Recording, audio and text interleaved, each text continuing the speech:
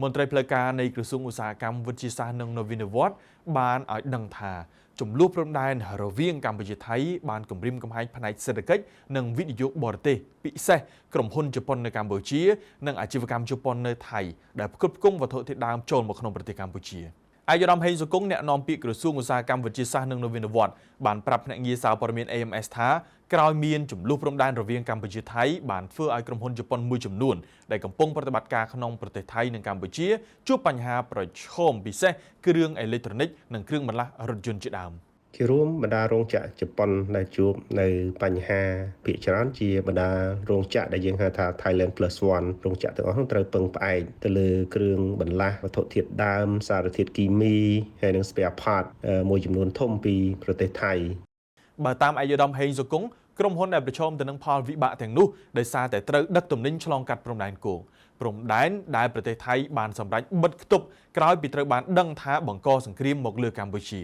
អាយដាមបន្ថែមថាការបន្តបិទច្រកព្រំដែនកម្ពុជាថៃដែលធ្វើឲ្យក្រុមហ៊ុនជប៉ុនមិនអាចនាំចូលវត្ថុធាតុដើមចូលមកកម្ពុជាតាមច្រកព្រំដែនគោកបានធ្វើឲ្យក្រុមហ៊ុនបង្វែរការដឹកជញ្ជូនទៅតាមមធ្យោបាយផ្សេងវិញលោកស្រីបណ្ឌិតព្រំទេវីអ្នកជំនាញវិទ្យាសាស្ត្រសេដ្ឋកិច្ចយល់ឃើញថាចំនួនព្រំដែនកម្ពុជាថៃបានបង្កផលវិបាកដល់ការវិនិយោគនៅកម្ពុជាពិសេសប៉ះពាល់ដល់ខ្សែច្រវាក់ផ្គត់ផ្គង់ផលិតផល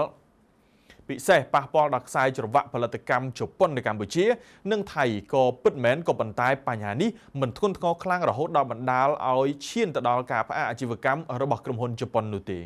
ជាពិសេសគឺផ្សារទំនើបរបស់គាត់ធំនឹងគឺតម្រូវឲ្យមានការដឹកជញ្ជូនទំនិញចុះឡើងជាពិសេសគឺនៅលើទឹកដីថៃហ្នឹងហើយអាចថាក្បែរព្រំដែនយើងហ្នឹងគឺកាលណាបិទព្រំដែនទៅវាធ្វើឲ្យមានការរំខានចឹងហើយបើតាមអ្នកជំនាញសេដ្ឋកិច្ចកម្ពុជា រយៈពេល10ឆ្នាំចុងក្រោយនេះក្រុមហ៊ុនជប៉ុនវិនិយោគនៅលើវិស័យសំខាន់មួយចំនួនដូចជាផ្សារទំនើបសន្តាគាររោងចក្រផលិតចំណីអាហារនិងគ្រឿងបន្លាស់ជាដើមរយៈពេលកន្លងទៅរដ្ឋាភិបាលជប៉ុនធ្លាប់បានស្នើឲ្យរដ្ឋាភិបាលថៃបើកច្រកព្រំដែនផ្លូវគោកជាមួយកម្ពុជាឡើងវិញដើម្បីសម្រួលទៅដល់ការធ្វើពាណិជ្ជកម្មក៏ប៉ុន្តែប្រទេសថៃបានរុញឲ្យប្រទេសកម្ពុជាជាអ្នកចាប់ផ្ដើមបើកច្រកព្រំដែននេះមុនទៅវិញកម្ពុជា